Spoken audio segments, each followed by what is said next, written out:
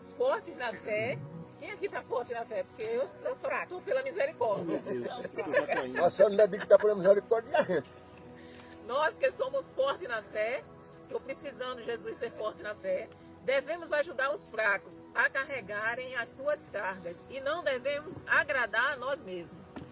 Irmão, eu vou confessar uma coisa para vocês. Viu? Eu amo estudar as escrituras sagradas. Eu amo estudar a Bíblia, eu amo ler a Bíblia. Agora, é muito difícil você ensinar a palavra de Deus. Olha, sabe por quê? A senhora tem que ser que nem... Não, não, é John. O Vinho Novo? Vinho Novo, aquele...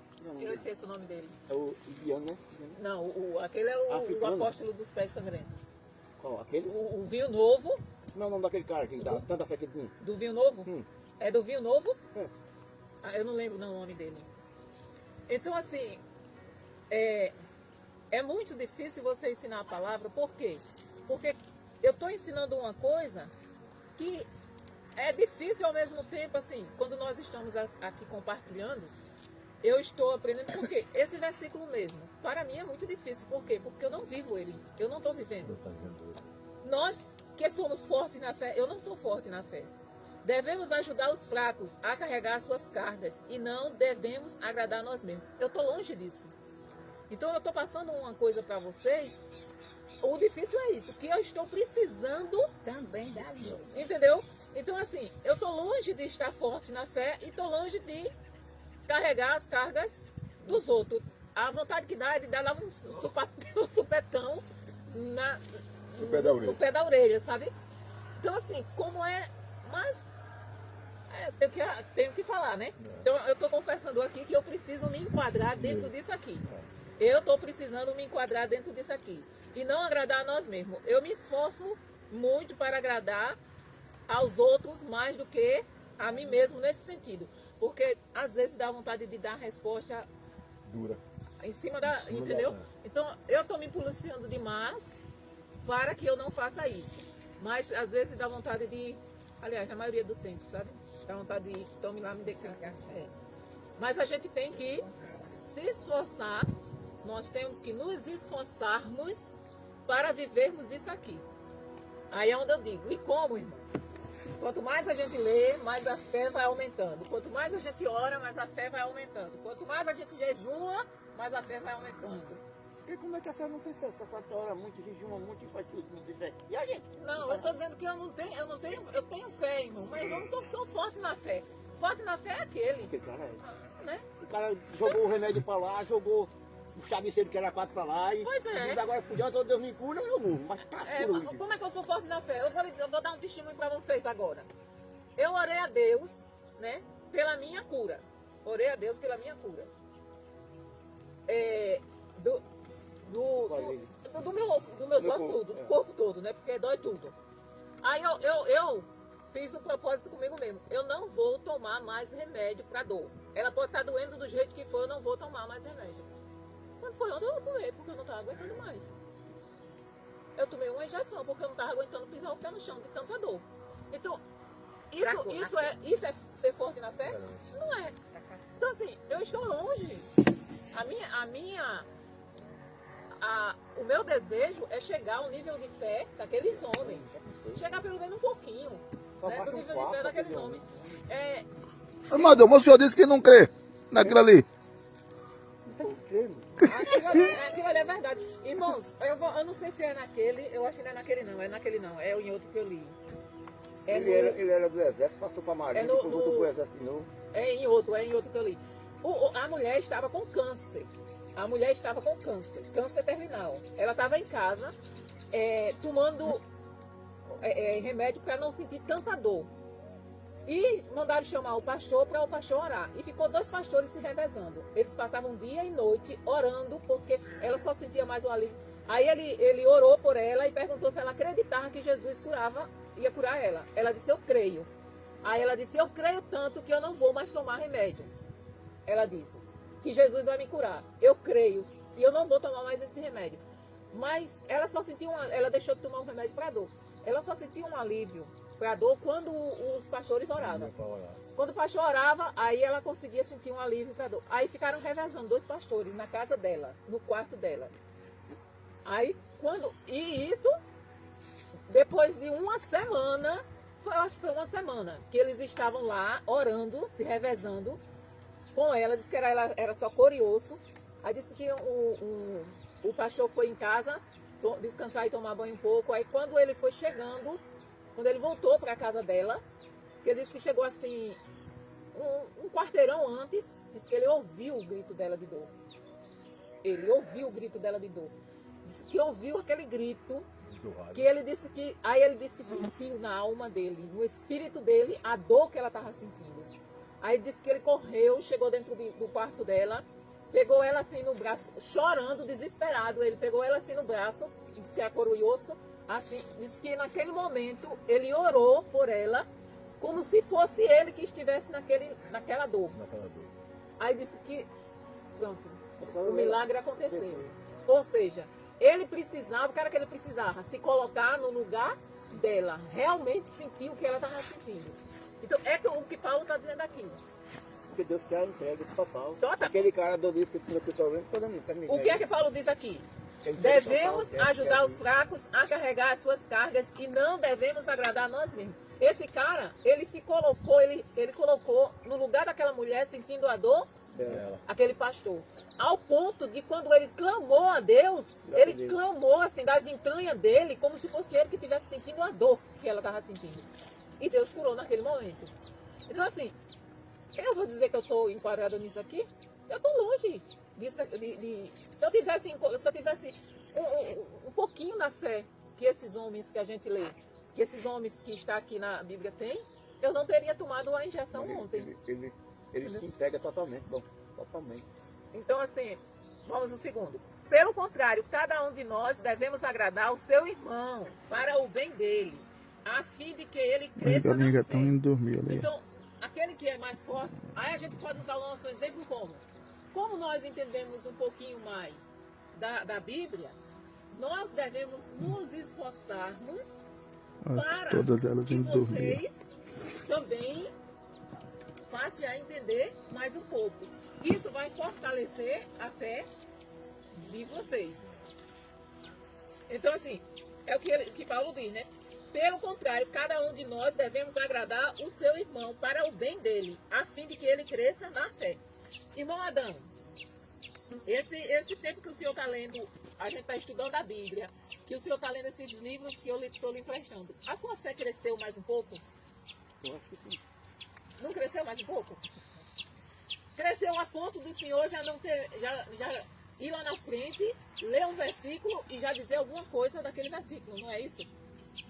Então, isso significa que, mesmo o senhor, irmão Zé Luiz, não dizendo que não guarda nada, mas a sua fé, aquilo que o senhor aprende, mas o senhor não sabe passar, não aumentou mais um pouco? Não é? Então, assim, o senhor não fica esclarecido, mesmo que o senhor não consiga passar em palavras aquilo que o senhor aprendeu, mas lá no fundo o senhor aprendeu alguma coisa. Fica. Então, é isso que Paulo está dizendo, que nós devemos nos esforçarmos para que os nossos irmãos cresçam na fé também junto conosco.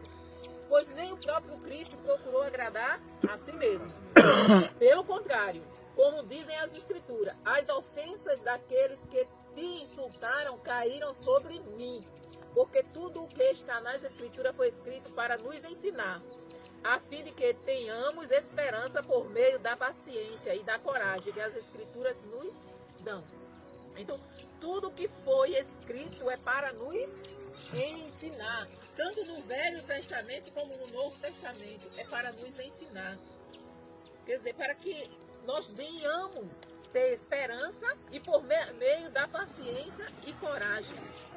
Quando a gente lê a Bíblia, a gente tem mais esperança e coragem. Ela nos dá para vencermos o que vem pela frente, nos mantermos ali no caminho. Que Deus, que é quem dá paciência e coragem, ajude vocês a viverem bem uns com os outros, seguindo o exemplo de Cristo Jesus. Então, quem é que nos dá coragem? Deus. Quem é que nos dá paciência? Deus. Ele nos dá essa paciência e essa coragem para que a gente ajude, para nos ajudar a vivermos bem uns com os outros, seguindo o exemplo de Cristo. Então, em tudo nós devemos seguir o exemplo. Por que é que nós, como cristãos, não podemos dar uma resposta, devolver a resposta da maneira como nós gostaríamos? Porque nós estamos seguindo o exemplo de Cristo. Então, por exemplo, a Manuela saiu daqui falando de mim, né? E a gente veja diferente, a gente sinta diferente e faça diferente daquilo que o mundo faz, que a nossa carne quer fazer e que o diabo mais ainda tenta para a gente fazer. Então, devemos sempre seguir o exemplo de Cristo. E isso para que vocês todos juntos, como se fossem uma só pessoa, louvem ao Deus e Pai do nosso Senhor Jesus Cristo. Tem uma passagem, eu não lembro em qual é os evangelhos, não sei se é em Mateus, eu não lembro qual é os evangelhos, mas está em um deles, que Jesus fala assim: se dois concordarem sobre alguma coisa aqui na terra, Mateus, né? Será concedido. Então, assim, olha o que a palavra diz aqui, ó. E isso para que vocês todos juntos, ou seja, um só corpo, um só espírito e um só pensamento. Nós, quando estamos juntos, temos que estar em consenso, concordância com a palavra de Deus. Todos juntos como se fossem uma só pessoa. Louvem ao Deus e Pai do nosso Senhor Jesus Cristo. Então, você já pensou quando eu vou para um culto? A gente está ali fazendo um culto, a gente louvando a Deus, aí tem um irmão que está ali do lado só murmurando: esse pastor canta muito feio. Essa fulana não sabe cantar nada. Esse pastor não sabe tocar. Misericórdia, Jesus. Em vez de estar adorando a Deus. Então, assim, Deus não, aquela pessoa não está em concordância, não é uma única pessoa. Aquela pessoa está fora do corpo. Devemos ser um só corpo. Então, quando nos juntamos, nós tornamos o corpo de Cristo. Agora, a Vera está lá na casa dela sozinha, assistindo televisão. Ela lá não é um corpo de Cristo. Ela faz parte, ela é uma partícula do corpo de Cristo. Ela é um membro do corpo de Cristo. O corpo de Cristo, ele está espalhado por todo o mundo. Então, a gente só vai conhecer verdadeiramente o corpo de Cristo, a igreja de Cristo, a noiva de Cristo, quando ela for arrebatada. Aí nós vamos conhecer quem verdadeiramente é o corpo de Cristo. Mas o corpo de Cristo é isso aqui, ó. Aqui está o corpo de Cristo, porque estamos reunidos aqui como igreja, em concordância, né? Um só pensamento, com o pensamento de aprender a palavra de Deus. Em vez do senhor estar olhando aí, tá lendo, ou por isso que ele já está olhando as respostas. Não. Até que vocês entenderam? Mais ou menos. Não é bem claro isso aqui? O difícil é fazer, né? O cara estuda mais, aí dá certo. Aí, vamos sério. Portanto, aceitem uns aos outros para a glória de Deus, assim como Cristo aceitou vocês. Pois eu lhes digo que Cristo se tornou servo dos judeus, a fim de mostrar que Deus é fiel para fazer com que se cumprissem as promessas feitas por Deus aos patriarcas. Por que que Jesus veio? Porque ele fez uma promessa aos patriarcas. Abraão. Jesus começou com Abraão, mas a promessa, a profecia de que Jesus viria está lá em Gênesis, antes de Abraão. Deus, quando Adão pecou, Deus profetizou que da mulher ia nascer um que pisaria a cabeça da serpente. Então aquilo já era uma profecia a respeito de Jesus. Já era uma profecia dizendo que Jesus viria para pisar a cabeça da serpente.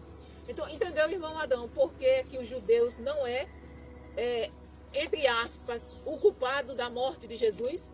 Porque ele teria que morrer, de qualquer maneira. Porque para pisar a cabeça da serpente, é só depois da ressurreição que ele poderia fazer isso. Então ele teria que morrer, já estava lá, antes de existir Abraão, antes de existir judeus, antes de existir, ele já estava lá. Aliás, corta tudo. Não, é isso mesmo. É isso mesmo. Eu estava aqui. Estava pensando em outra coisa. Porque eu pensei em Moisés, né? Que foi Moisés que escreveu o Gênesis, né? Mas é isso mesmo. Antes de Abraão, antes de tudo. Deus, quando fez a promessa, só existia Adão e Eva.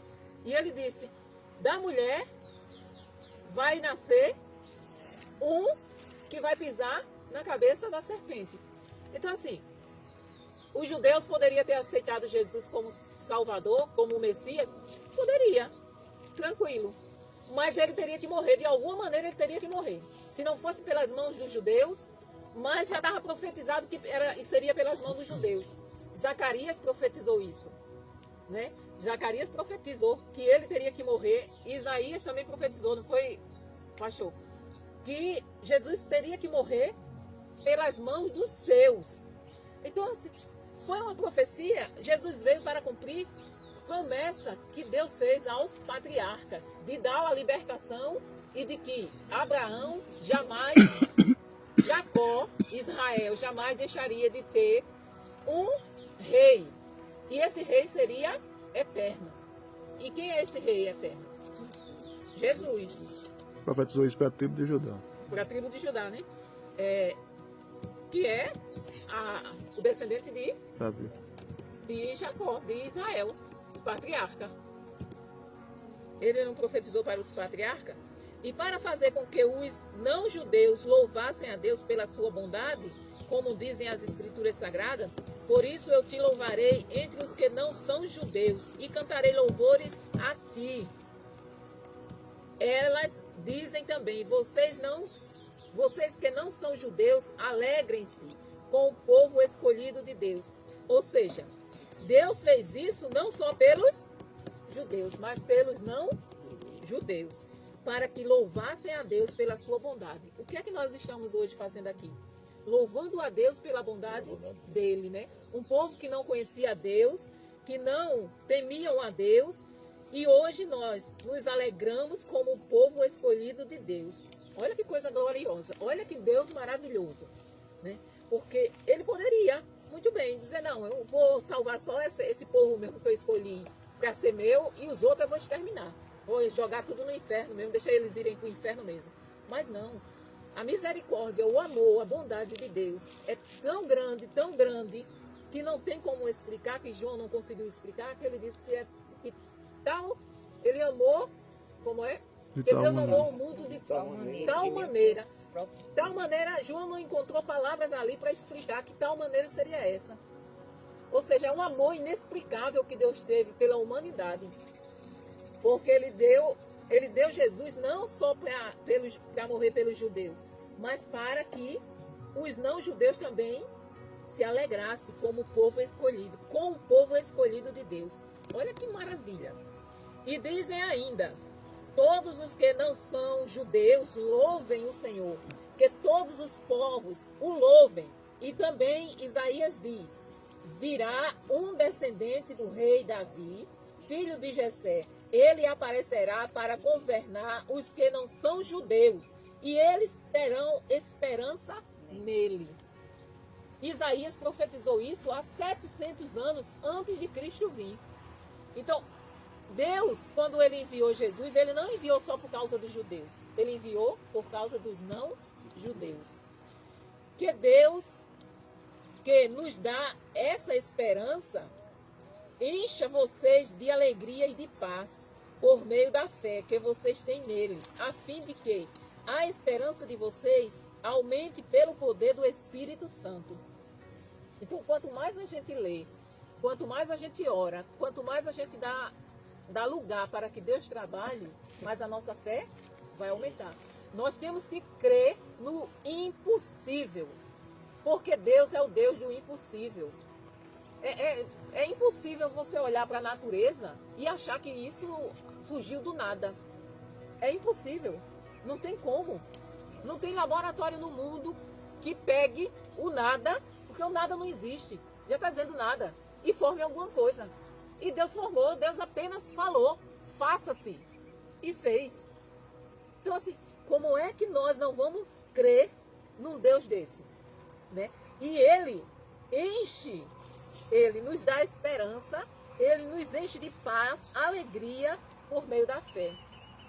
Então, por pequena, irmão Adão, por pequenininha que seja a nossa fé, mas nós temos fé no Filho de Deus. Nós cremos que Ele é o Messias, que Ele é o nosso Senhor e Salvador. Nós cremos nisso. E por nós crermos nisso, nós temos a esperança de que vamos morar com Ele lá no céu. E essa esperança nos enche de paz e de alegria. Então, assim, por que que o senhor acha que é... O senhor, irmão Adão, o senhor é feliz morando onde o senhor mora? Eu sou. O senhor é feliz. Agora, se o senhor não tivesse Jesus... Irmão Adão, o senhor é feliz com R$600 por mês? Não, agora é 800. Agora é 800, né? Quando O senhor é feliz com R$800 por mês? Por que não? É feliz, né? Sou feliz. Tá vendo? Vocês vão assistir? Vocês que reclamam da vida, tá, irmão Adão? Você vivendo feliz com R$800 por mês. Pastor. Olha a cara do irmão Adão ali, ó. Vou mostrar os móveis, hein? O modo a gente mostra depois. Viu? Ô, irmão Adão, Eu tenho mais paz aqui, gente, mas agora do que antes. Em casa boa, Eu não sei se- na rua. Vocês Mas viram? me diga uma Bom, coisa. vamos. Mas me diga uma coisa, irmão Adão. Se o senhor não tivesse Jesus hoje, o senhor tinha essa paz, essa alegria, essa Já tinha serenidade morrido, que já. o senhor tem? Que não. Se eu tivesse Jesus, não tinha. Eu acho que eu não estava já morto. Eu estava tomando cachaça, era se prostituindo, fazendo tudo que não pega que nem antes, né? É isso. Imagina quantos cão já tinha nesse homem. Então assim, é isso que Paulo está dizendo aqui, que o Espírito Santo nos dá tudo isso. Quer dizer, através da fé, nós, na fé em Cristo, o Espírito Santo nos dá de esperança, de alegria e de paz. Tá tranquilo, não tá? Isso é um testemunho, viu, irmão Adão? Isso que o senhor disse. É um testemunho pro povo que assiste. Tá dando para entender até aqui? Tá. Alguma pergunta, irmão Zé Luiz? Eu vou perguntar, ô, irmão Luiz, o senhor é feliz? Sou, sim. Ganhando um salário. O senhor é feliz? O cabo não pode ganhar mais. Sou feliz com esse meu. Mas se o senhor não tivesse Jesus, o senhor, será que Se o cabo sem Jesus não é ninguém, né? é ninguém não, né? Quanto, Ninguém é ninguém. eu acho que a irmã Maria vai falar diferente. E aí, irmã Maria? Sempre supra nossas necessidades, né? Sim, se a senhora tivesse aqui Jesus, a senhora Não, é se eu não feliz? tivesse Jesus, as coisas eram mais diferentes na minha vida. A senhora é uma pessoa triste. Mais Eu difícil. queria saber o Mas- daquele cara do livro. Mais difícil, mas eu com Deus, eu acho que tenho tudo na vida. Porque Tá por vendo? mais tribulação que eu passo, por mais É, né? aflição, muitas coisas, Roberto Tio. mas eu vivo feliz na minha com vida. Vivo feliz. Irmão Zé Luiz, o senhor ganha um salário, não é isso? Dá para o senhor e a sua esposa se sustentar tranquilo, não é isso? Se o senhor não tivesse Jesus, o senhor acha que o senhor viveria da maneira como o senhor vive? Financeiramente, Porque gastar mais. Você gastar com o mundo, gastar, né? A gente gastar mais. Porque... Então, Deus abençoa. A minha mãe, ela, depois que ela se aposentou, ela, quando recebia, a primeira coisa que ela fazia era tirava o dízimo e ela juntava dinheiro. A velha tinha uma poupançazinha boa, viu? Uma vez ela não sabia muito mexer com o banco, né? E ela andou, quando eu puxo o extrato, a mulher tinha lá R$4.000. Ó, um salário mínimo pagando água, luz, fazendo feira. Vai debaixo do colchão da Maria pra ver quanto tem lá. Ai, Jesus! Lá não tem pouco não, viu? Né, Maria? Eu não sei não. A felicidade do ser humano e a prosperidade é você não ter falta de nada. mas seguindo esse exemplo, é o que eu estava vendo hoje. Aquele Edu Guedes tem 6 empresas que rendem 6 bilhões e 500 milhões por ano. E tá com câncer que só tem 1% de chance de ficar bom.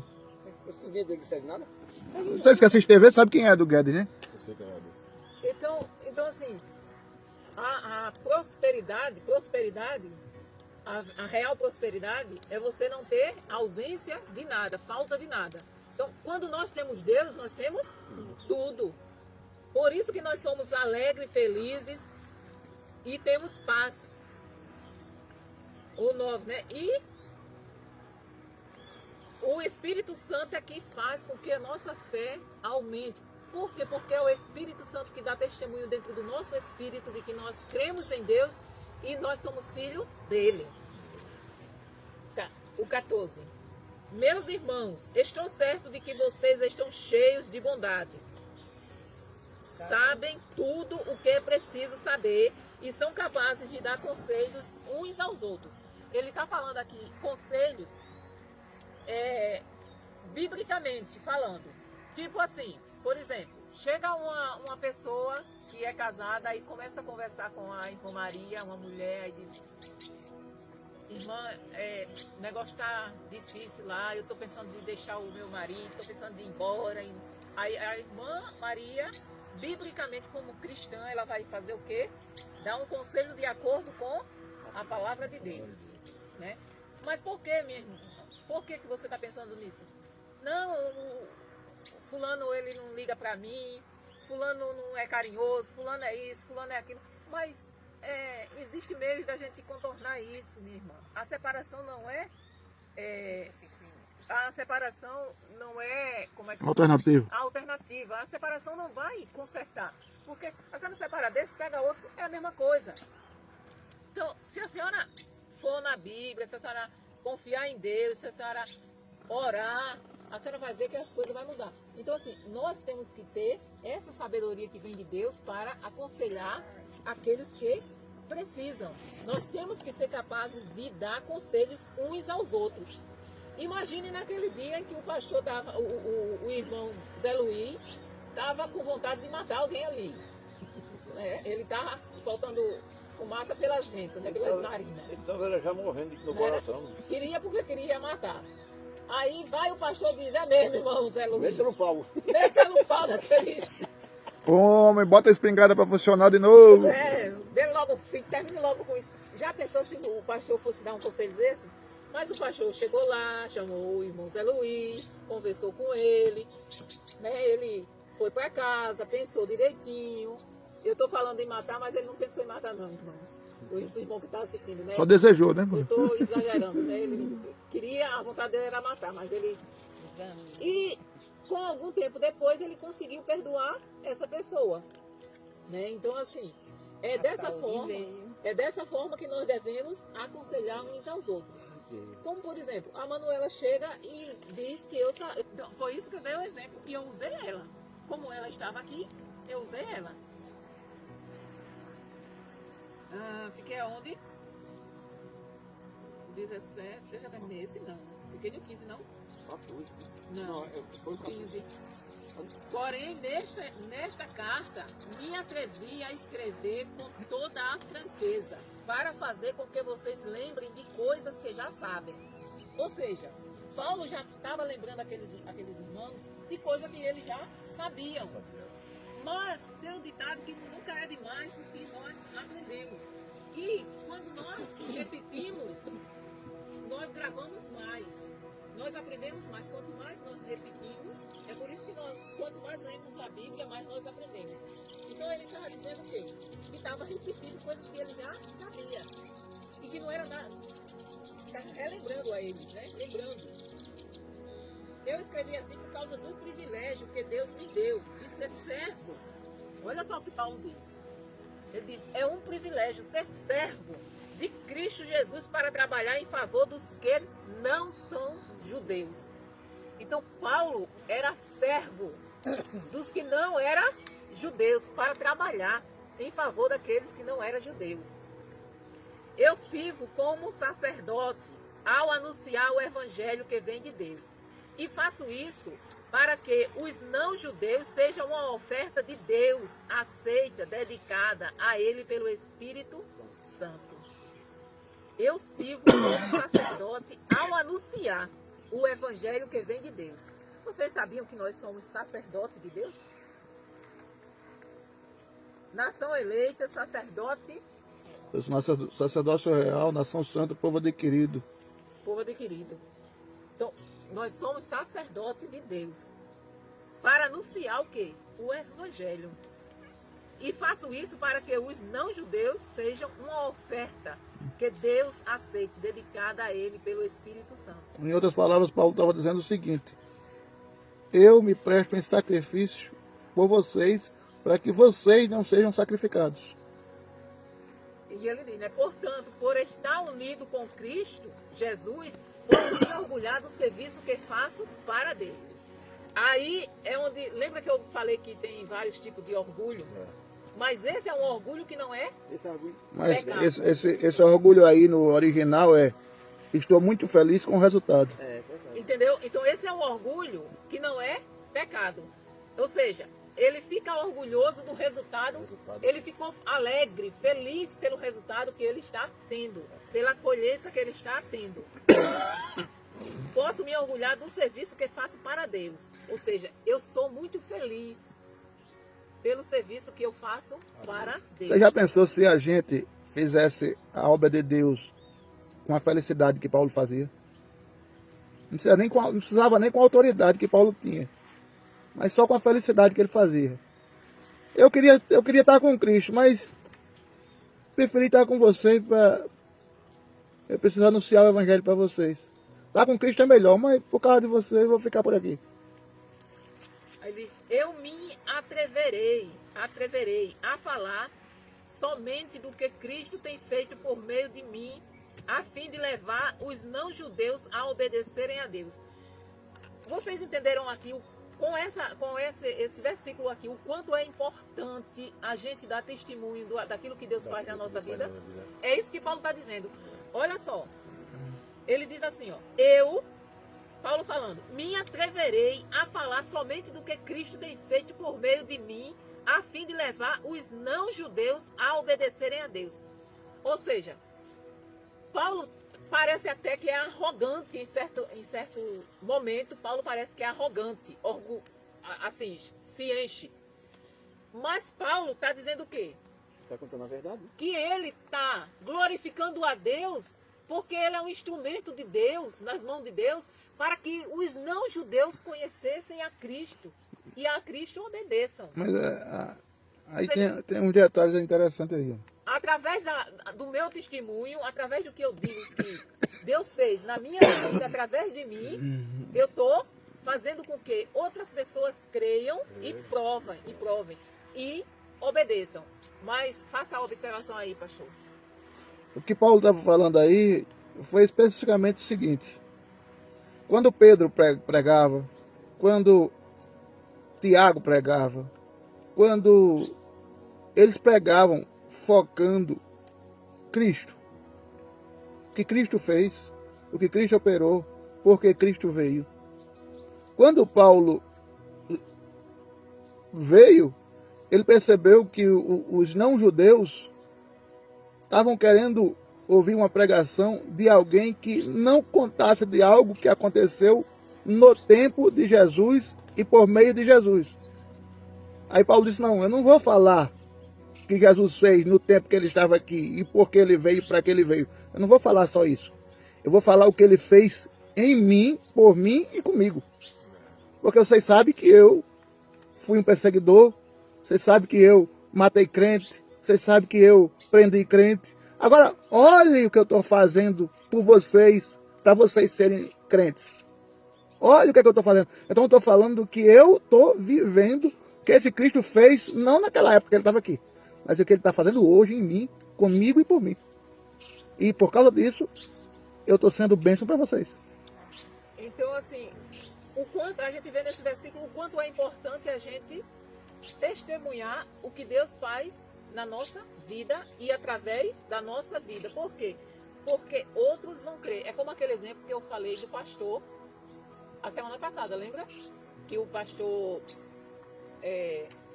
queria mostrar aos outros que a fé em Cristo era o suficiente para a gente se manter. Que a fé em Cristo era suficiente para que Ele nos sustentasse. Né? E Ele formou só através da fé, Ele construiu um orfanato com 2.000 crianças e aquelas 2.000 crianças eram sustentadas só pela fé. Então assim, e Ele contou isso, tudo Ele escrevia. Tudo, absolutamente tudo Ele escrevia. E todos os meses Ele, como é que chama, que a gente coloca no jornal? Publicava. Ele divulgava Publicava. no jornal. Publicava no jornal da cidade o resumo dos orfanatos. Entendeu? Assim, o que tinha acontecido. Já para estimular a fé das pessoas, para que as pessoas crescem que, como ele estava sendo suprido por Deus através da fé, Deus faria com qualquer um que tomasse a decisão de viver também na dependência total de Deus. Então, assim, e várias pessoas ao redor do mundo, de outros países, ficaram sabendo de como esse orfanato era mantido. Teve até um jornalista que chegou lá de surpresa. Claro que as pessoas falavam mal também. Tem esse detalhe. Não existe a obra do Senhor em que você não vai ser mal falado. Vai ter as pessoas, claro que Deus vai mover céus e terra para ajudar você, mas tem aquelas pessoas que sempre vai jogar pedra. Então inventavam muita coisa sobre esse pastor. Inventava que eles maltratavam as crianças, que as crianças eram forçadas a fazer trabalho, que o orfanato era cheio de barata, cheio de rato, que não tinha limpeza, que as crianças passavam fome. Então inventava muita coisa. E teve um jornalista que veio de outro lugar, de surpresa, chegou lá de surpresa, para ver como era o orfanato. Aí ele pegou, chamou um dos funcionários lá e disse: irmão fulano, tá aqui, deu um molho de chave para ele, disse: olha, onde ele quiser entrar, pode abrir as portas, tudinho, de onde ele for. Esse cara passou 3 horas para olhar o orfanato, todo o orfanato. Um orfanato com 2.000 crianças, e eram 5 prédios. Esse homem passou, depois de 3 horas ele voltou lá. Aí ele disse: pastor Miller, o que eu vou escrever é só a verdade. E o que eu vi aqui, não vi nada, absolutamente nada. Pelo contrário, eu nunca vi um orfanato tão organizado como esse.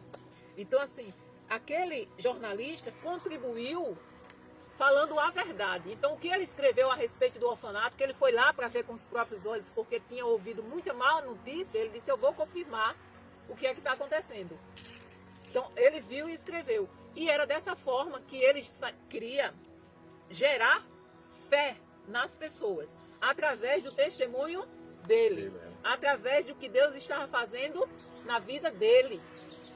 E é dessa forma. Então, se Deus faz alguma coisa, se Deus me dá uma bênção, se Deus me dá faz um milagre na minha vida, ou através de mim, eu tenho que contar, porque vai contribuir com a fé de vocês. Você já pensou, vocês um dia, vocês estarem ali, um dia de sábado à tarde, nos esperando, e vocês, quando o pastor entrar andando com as 2 pernas? Eu penso. Era maravilhoso. A fé de vocês ia aumentar ou não ia? Ia ser uma coisa extraordinária ou não ia? Então, isso pode acontecer. Basta, só depende da nossa fé. É por isso que eu estou dizendo que a minha fé está tão pequenininha. Vamos lá. Não, já falei, é o 20, né? Assim, viajando desde Jerusalém até a província da Ilíria, tenho anunciado de modo completo o Evangelho a respeito de Cristo, para não construir sobre alicerces colocados por outros. Tenho me esforçado sempre para anunciar o Evangelho nos lugares onde ainda não se falou de Cristo, como dizem as Escrituras Sagradas. Irmãos, Paulo, nós seguimos o exemplo de Paulo. Nós seguimos o exemplo de Paulo. Nós estamos onde ninguém quer. Porque Paulo, onde ninguém tinha passado, onde não tinha igreja nenhuma, era lá que Paulo ia. Então, ele não queria construir sobre alicerce de outro. Não, outro já tem uma igreja aqui e a gente vai, e eu vou, porque aqui já ouviu falar de Jesus, então vai ser mais fácil, né? Ganhar gente. Não, ele era aquele que saía abrindo o caminho. Ele não pegava o caminho já feitozinho. É mais trabalhoso, né? Ele fazia o caminho. Vai ficar, se não acelerar um pouquinho, vai ficar ruim mais. Aqueles que nunca ouviram falar a respeito dele o virão.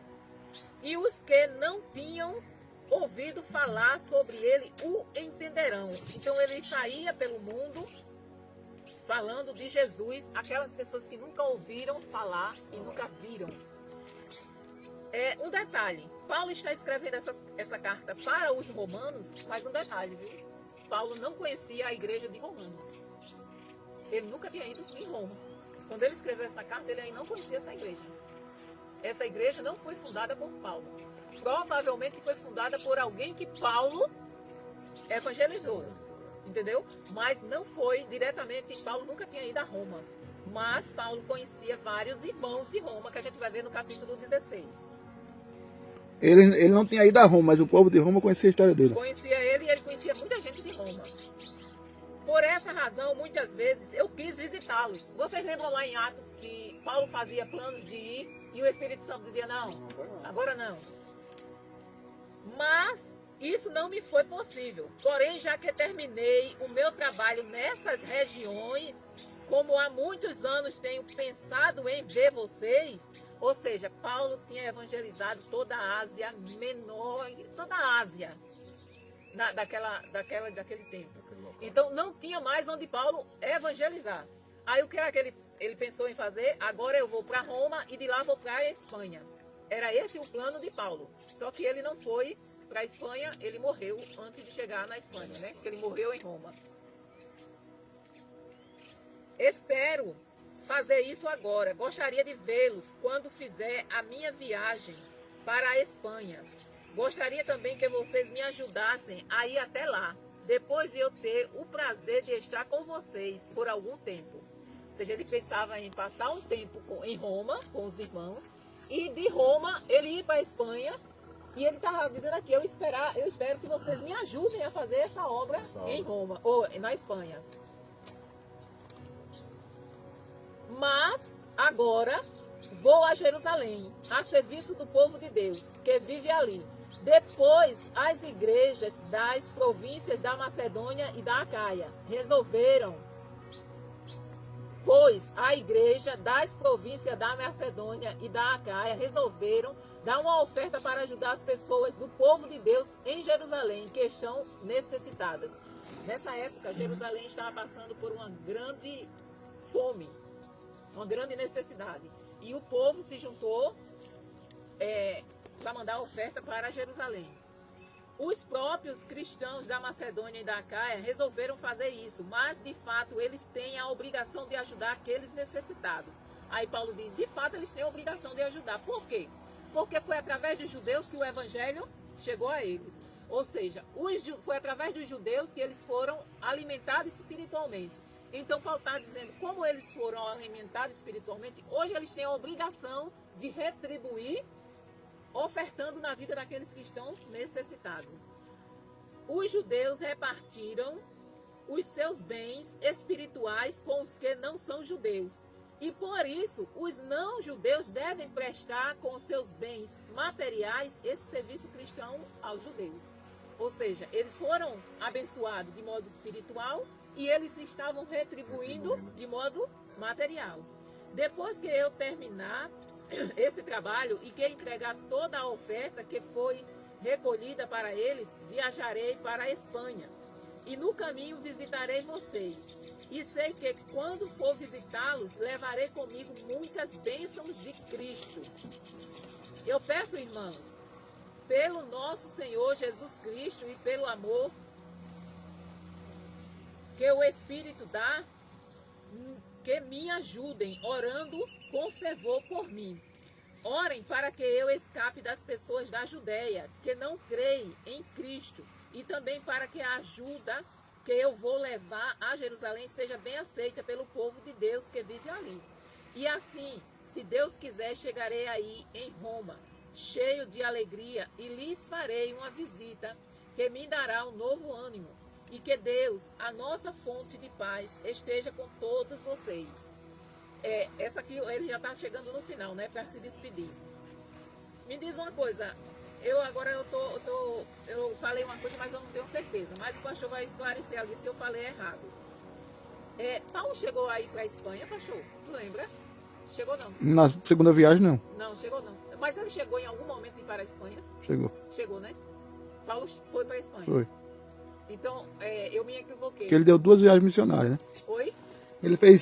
Ele fez quase 2 viagens missionárias. 3, não? Sim, quase 3 viagens. Na primeira ele foi. Ele foi para a Espanha? Foi.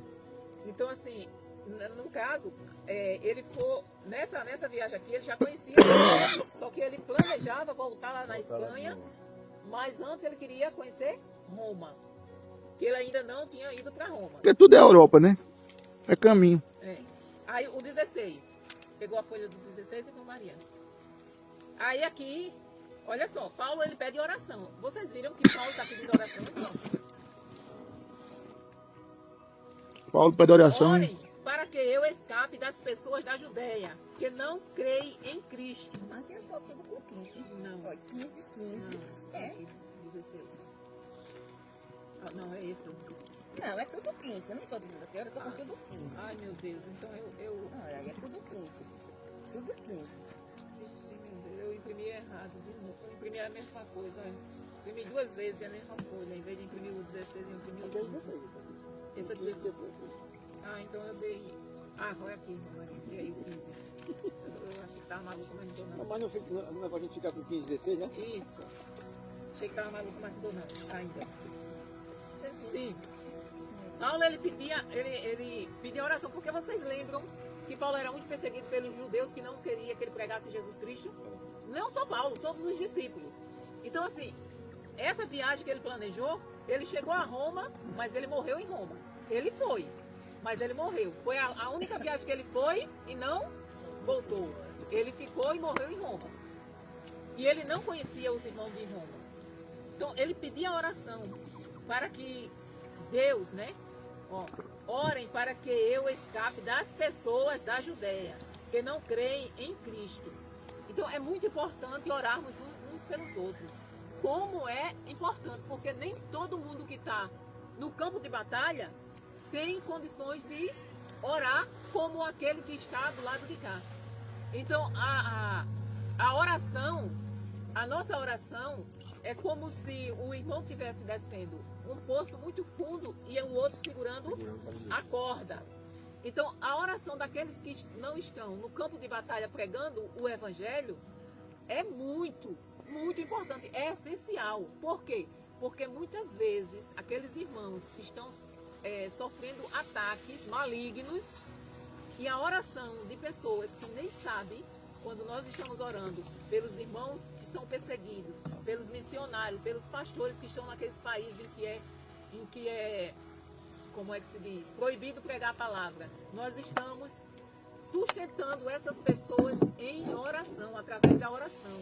Porque tudo aqui no mundo só vem através da ponte chamada fé, oração.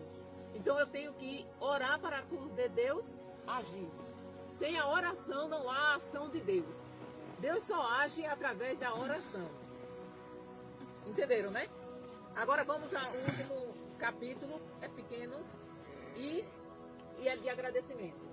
Veja o quanto é importante Paulo, olha só, a importância que Paulo dá aos irmãos. Ele não esquece, ele lembra, né, dos irmãos individualmente, ele fala dos irmãos, ele fala do trabalho dos irmãos, ele elogia os trabalhos dos irmãos. Eu reconhecendo a vocês, a nossa irmã, eu recomendo a vocês a nossa irmã Febe, que é diaconisa da igreja de Sincreia.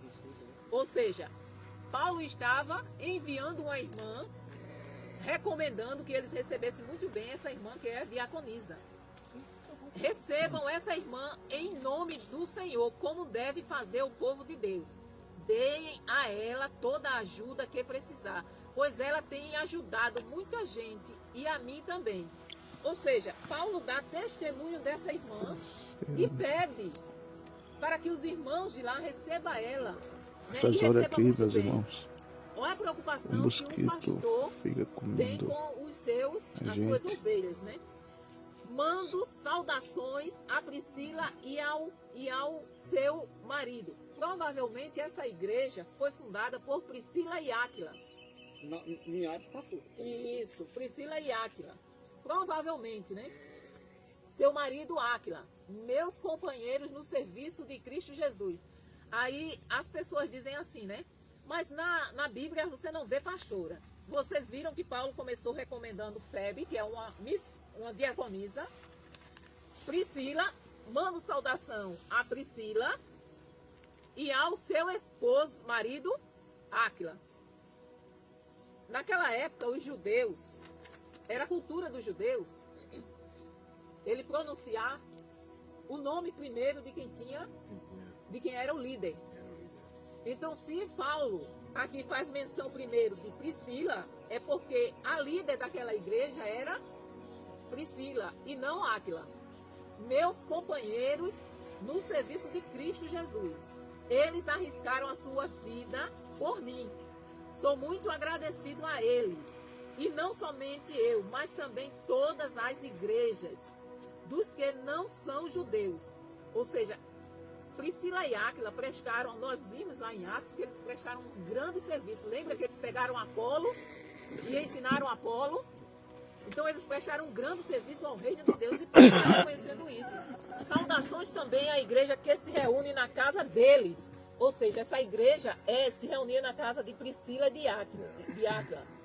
Saudações ao meu querido amigo Epêneto.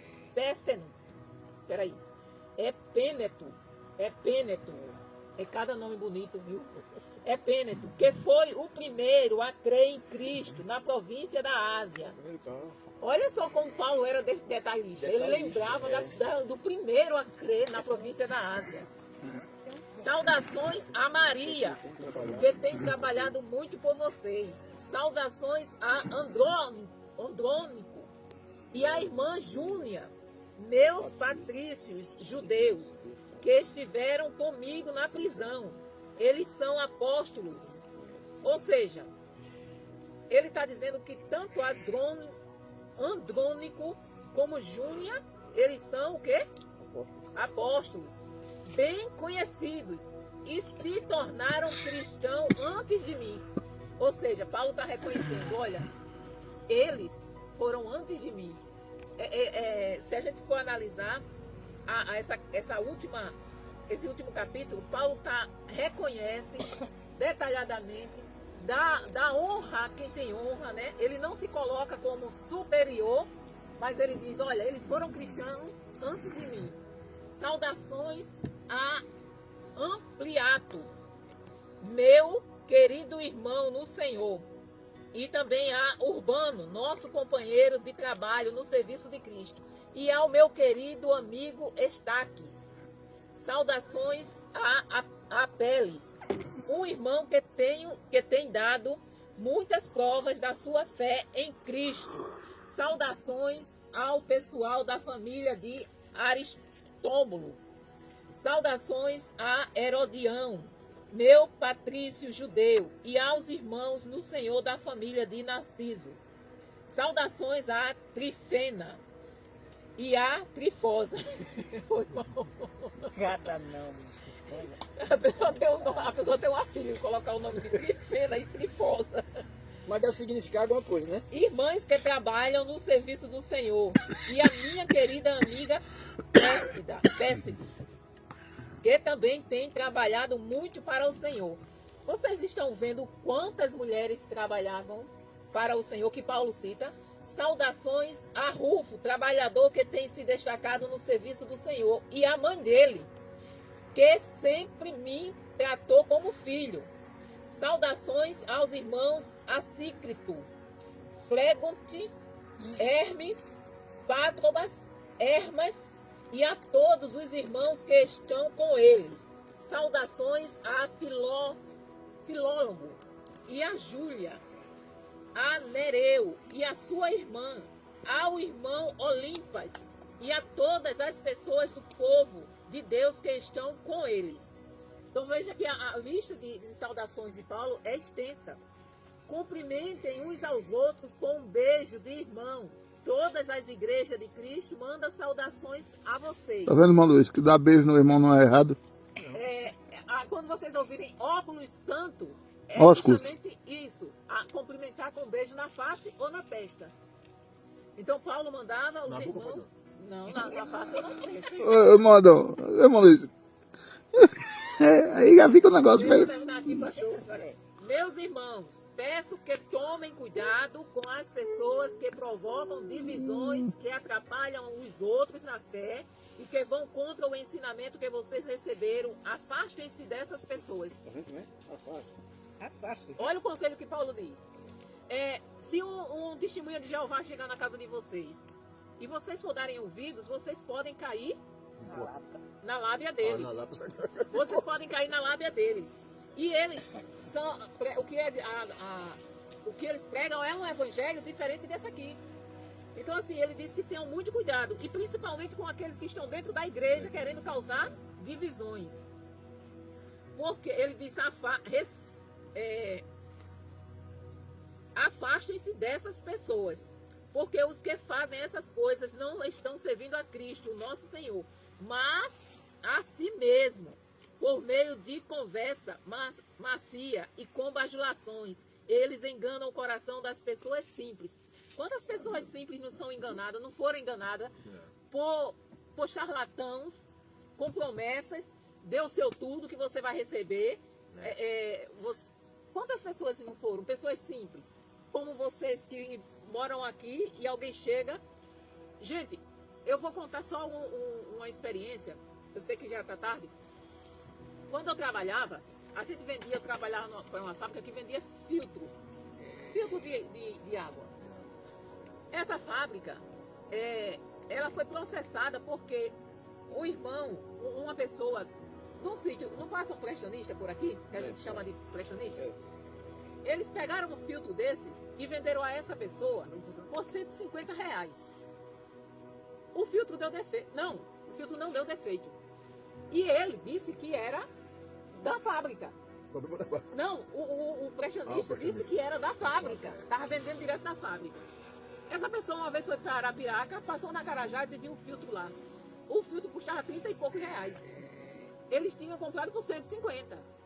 Aí eu acho que ele ficou revoltado lá e alguém mandou ele colocar a fábrica, a empresa, na justiça. Então, assim, a fábrica levou um processo por causa desse cara. O cara falsificou e saiu vendendo. Então, assim, nós devemos ter muito cuidado com aquilo que as pessoas vêm falar. Se alguém chegar lá falando para vocês algo da palavra de Deus que vocês fiquem em dúvida, vá a seu pastor e procure saber. Pergunte. Se é verdade aquilo ali. Exatamente. Ô pastor, é desse jeito mesmo? Porque fulano estava dizendo que a gente tem que fazer isso, que fazer aquilo. É certo, é correto? Então, assim, tem coisas, irmãos, que a gente tem que perguntar mesmo. Chegar para o pastor e perguntar. Não tenham vergonha de perguntar. Vocês só não podem deixar ser enganados por falsas doutrinas. Todos sabem como vocês têm sido fiéis ao Evangelho. E por isso eu me alegro por causa de vocês. Quero que sejam sábios a respeito do que é bom e não tenham nada a ver com o que é mal. E Deus, a nossa fonte de paz, logo esmagará Satanás debaixo dos pés de vocês. Que a graça do nosso Senhor Jesus esteja com vocês. Então, assim, ele diz o quê? Que logo Satanás será esmagado debaixo dos pés de nós.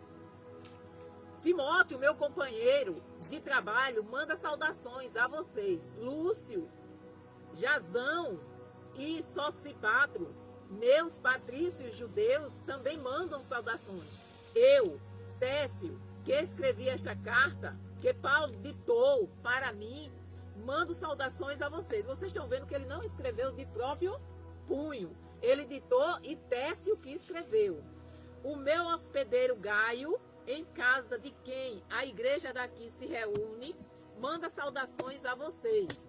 Erasto, o tesoureiro da cidade, e o nosso irmão Quarto também mandam saudações. Que A graça do Senhor Jesus Cristo esteja com todos vocês. Amém. Louvemos a Deus, pois Ele pode conservar vocês firmes na fé, de acordo com o evangelho que eu anuncio. Isto é a mensagem a respeito de Jesus Cristo. E de acordo também com a verdade secreta, que nunca foi revelada no passado. Porém, essa verdade foi revelada agora por meio daquele que os profetas escreveram. E por ordem do Deus eterno, ela se tornou conhecida em todas as nações, para que todos creiam e obedeçam. Ao Deus único e sábio seja dada glória para sempre por meio de Jesus Cristo, para que todos obedeçam. Em todas as nações foram ouvidas essa palavra. Então, irmãos, é tremendo esta carta. E o próximo vai ser Coríntios. Coríntios, vocês se preparem, porque vocês vão ficar aterrorizados, mas é para o nosso bem. Olha só, eu fiz contar aqui, 1, 2, 3, 4, 5, 6, 7, 8, 9, 10. Nessa carta, Paulo citou 10 mulheres. Nesse capítulo, Paulo citou 10 mulheres que faziam a obra do Senhor. E ele disse, elas eram empenhadas, elas não se cansam. Ele elogiou essas mulheres. Então, assim, que nós venhamos colocar em prática, principalmente, né, irmão Adão? Buscar aumentar a nossa fé, né? Porque o negócio tá sério para o nosso lado, viu? Bora aí, pastor. Pai, em nome de Jesus, te louvamos por este momento que aprendemos a tua palavra, Senhor. Muito obrigado pelo que aprendemos, por ter terminado a carta aos Romanos. Nos ajuda a entender a carta aos Coríntios, abençoe o culto de sábado e domingo, Senhor, o culto de ceia. Para a glória do teu nome, te agradecemos e magnificamos o teu nome. Em nome de Jesus. Amém. Olha, irmão Adão.